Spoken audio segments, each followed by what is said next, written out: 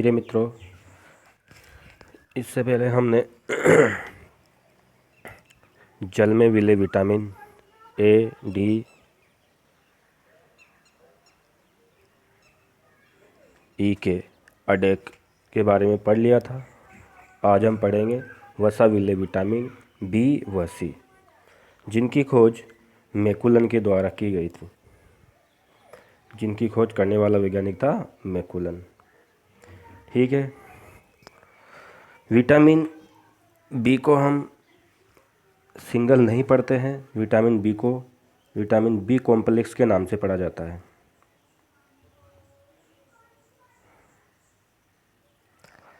Vitamin B complex क्षतिग्रस्त भागों को ठीक करता है। विटामिन बी कॉम्प्लेक्स में अब तक 18 विटामिन ज्ञात हो चुके हैं। पहला विटामिन हम पढ़ते हैं विटामिन B1, जिसको हम थायमीन कहते हैं। इसको ही हम एंटी न्यूरोटिक व एन्यूराइन विटामिन कहते हैं।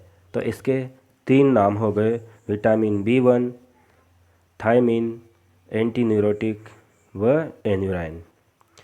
विटामिन बी की प्राप्ति हमें चावल, गेहूँ, अंडा, मछली, ईस्ट, पीतक और साबुत अन्न से मिलता है। विटामिन B1 का कार्य क्या है? विटामिन B1 एक प्रकार का सह एंजाइम TPP का भाग होता है।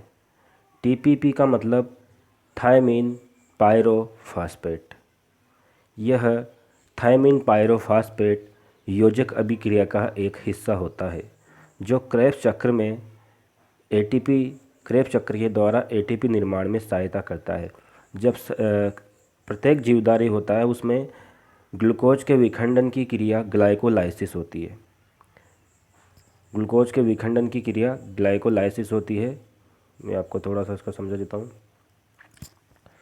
ये होता है ग्लूकोज, और इस ग्लूकोज के विखंडन की क्रिया से 2 पायरुविक अम्ल बनते हैं। 2 पायरुविक अम्ल के अणु बनते हैं। ये पायरुविक अम्ल के अणु क्रेब्स चक्र में प्रवेश करते हैं, और इस क्रेब्स चक्र में प्रवेश करने के लिए एक योजक अभिक्रिया होती है। उस योजक अभिक्रिया में 5 प्रकार के सहकारक काम आते हैं, जिनमें से एक होता है TPP, थायमीन पायरोफॉस्फेट। ये सहकारक होता है। आगे चलते हैं। तो अगर मान लीजिए हमारे शरीर में विटामिन B1 की कमी है, तो योजक अभिक्रिया में जो TPP है, थायमीन पायरोफॉस्फेट है, वो अनुपस्थित रहेगा। और अनुपस्थित रहेगा तो योजक अभिक्रिया नहीं होगी। योजक अभिक्रिया नहीं होगी तो क्रेब्स चक्र नहीं होगा, और हमारे शरीर में ATP का निर्माण नहीं होगा। ATP का मतलब होता है ऊर्जा। जब हमारे शरीर को ऊर्जा ही नहीं मिलेगी तो फिर व्यक्ति क्या हो जाएगा? दुर्बल हो जाएगा। बेरी रोग हो जाएगा व्यक्ति को। बेरी का मतलब होता है व्यक्ति को भूख नहीं लगेगी। दुर्बल हो जाएगा तो खाना कैसे खाएगा? तो ये प्रॉब्लम हो जाएगी। तो ये सबसे बड़ी समस्या है। एक सह एंजाइम का भाग होता है, इसकी कमी हमारे शरीर में नहीं होनी चाहिए। इसकी कमी से एक रोग होता है मुख्यतः बेरी। बेरी क्या है? बेरी एक सिंहली शब्द है, जिसका अर्थ होता है दुर्बलता। इसकी खोज करी थी बेरी रोग की इजकमान ने 1897 में, 1907 में। इसके प्रभाव क्या होते हैं? व्यक्ति को भूख नहीं लगती है, और इस बेरी रोग का मुख्यतः कारण है पॉलिशदार चावल या नकली चावल, जो चाइना के द्वारा बनाए जाते हैं। उसके बाद दूसरा रोग होता है वर्निक्स एन्सेफेलोपैथी, अपच, कब्ज। ये विटामिन B1 की कमी से होने वाले रोग है। तो विटामिन B1 हमारे जीवन में बहुत ही महत्वपूर्ण है। अगर हमसे पूछा जाए कि विटामिन B1 शरीर के कौन से एंजाइम का या कोएंजाइम का भाग होता है, तो ये TPP का भाग होता है। थायमीन पायरोफॉस्फेट का भाग होता है। शरीर में थायमीन पायरोफॉस्फेट नहीं बनेगा, B1 नहीं होगा तो योजक अभिक्रिया नहीं होगी, क्रेब्स चक्र नहीं होगा। क्रेब्स चक्र नहीं होगा तो ATP नहीं बनेगा, और ATP के विखंडन से तो हमें ऊर्जा मिलती है। ठीक है। चलते हैं नेक्स्ट स्लाइड पर। नेक्स्ट आता है vitamin B2। Vitamin B2, vitamin इसका B2 का दूसरा नाम होता है विटामिन G, या इसका एक और नाम होता है लैक्टोफ्लेविन, या इसी का नाम होता है राइबोफ्लेविन। तो विटामिन B2 के कितने नाम हो गए? 3 नाम हो गए, विटामिन G, लैक्टोफ्लेविन या राइबोफ्लेविन। इसकी खोज 1935 में दूध द्वारा निकाला गया गहरा पीले रंग का पदार्थ था भाई ये। तो खोज 1935 में हुई और ये दूध द्वारा निकाला गया गहरे पीले रंग का पदार्थ था। इसकी प्राप्ति हमें गाय के दूध से मिलती है। गाय के दूध से विटामिन B2 प्राप्त होता है। अंडे, लीवर, ईस्ट, इन सब से भी ये प्राप्त होता है। अब इसका कार्य क्या है? यह FMN और FAD का घटक है। ये FMN और FAD का घटक है। हमने पढ़ा था इससे पहले विटामिन B1, विटामिन B का काम था TPP, योजक अभिक्रिया को करना। अब योजक अभिक्रिया के बाद हो जाएगा क्रेब्स चक्र। अब क्रेब्स चक्र होने के बाद क्या होगा? ATP से हमें क्या मिलेगी? ऊर्जा मिलेगी। तो ETS में FMN और FAD 2 मुख्य घटक होते हैं। इन्हीं के द्वारा क्या किया जाता है? ATP से ऊर्जा प्राप्ति की जाती है। अब हम बात करते हैं FMN की। तो FMN क्या है? FMN को बोलते हैं फ्लेविन मोनोन्यूक्लियोटाइड, फुल फॉर्म है। और FAD का फुल फॉर्म है flavin adenine dinucleotide. Flavin adenine dinucleotide, flavin, थोड़ा सा मिस्टेक हो लिखने में, फ्लेविन एडेनिन डाई न्यूक्लियोटाइड। ये क्या होता है? यह एक प्रकार की प्रोटीन होती है भाई। ये प्रोटीन क्या करती है? शरीर में ATP निर्माण में भाग लेती है। कुल मिला के ये जो विटामिन B2 है ये ATP के निर्माण में भाग लेता है और इसकी वजह से रोग हो जाता है किलोसिस और मानसिक दबाव। किलोसिस का मतलब होता है मुंह के किनारे फटना, किससे? किनारे, ठीक है, किससे? किनारे। और जब मुंह के किनारे फट जाएंगे तो सिसकियाँ आएगी, ठीक है ना, तो ये मुंह के किनारे फट जाएंगे। मानसिक दबाव होगा, फटाफटा सा मुंह रहेगा तो दिमाग भी फटाफटा सा हो जाएगा। इसके बाद दूसरा रोग होता है ग्लॉसिटिड। ग्लॉसिटिड का मतलब होता है जीभ का चिकना व नीला होना। सांप की जैसी जीभ हो जाएगी, जैसे हम जामुन खाते हैं उस तरह की नीली नीली बैंगनी बैंगनी टाइप की जीभ हो जाएगी। तो जीभ चिकनी हो जाएगी इस रोग में।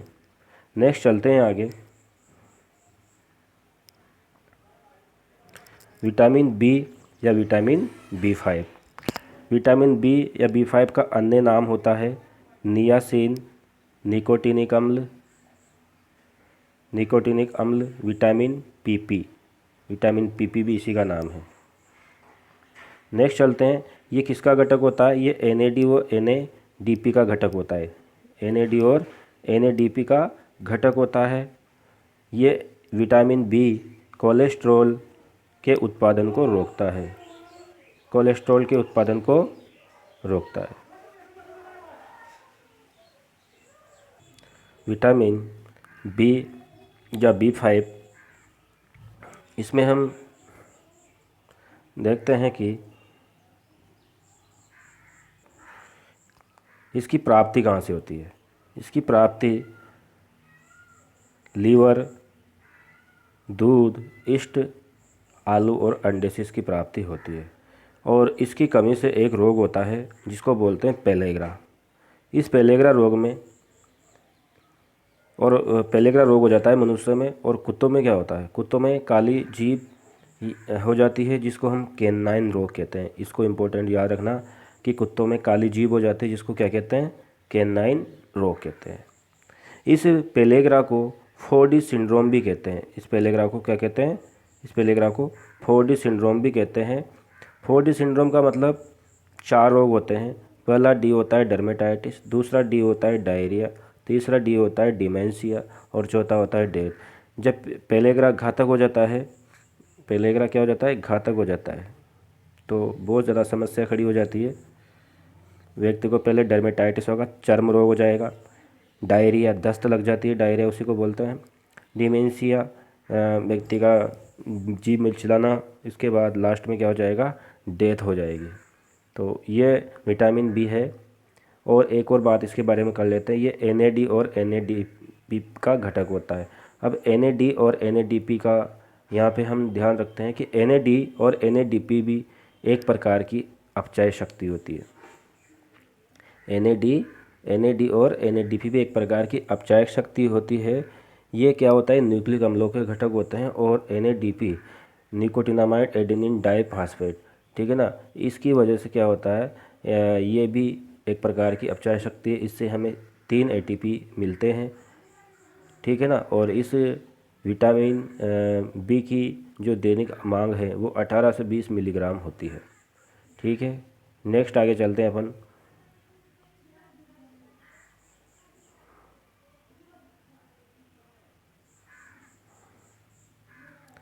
नेक्स्ट चलते हैं आगे अगली स्लाइड पे। अगला विटामिन है B3। अगला विटामिन है B3। B3 की बात करते हैं। B3 का नाम होता है अगला पेंटोथेनिक अम्ल। इसी का नाम है पेंटोथेनिक अम्ल। अन्य नाम क्या है इसका? इसका अन्य नाम है ईस्ट कारक। इसको ईस्ट कारक एंजाइम भी कहते हैं या विटामिन भी कहते हैं। फिल्ट्रेट फैक्टर भी इसी को कहते हैं। चिक एंटी डर्मेटाइटिस, ये एंटी डर्मेटाइटिस होता है भाई, चिक एंटी डर्मेटाइटिस। कार्य इसका क्या होता है? यह कोएंजाइम का निर्माण करता है। यह कोएंजाइम का निर्माण करता है। कोएंजाइम का निर्माण करता है, कार्बोहाइड्रेट प्रोटीन निर्माण में भाग लेता है और एसिटाइल कोलिन के निर्माण में सहायक होता है। बहुत ही इम्पोर्टेंट है एसिटाइल कोलिन के निर्माण में।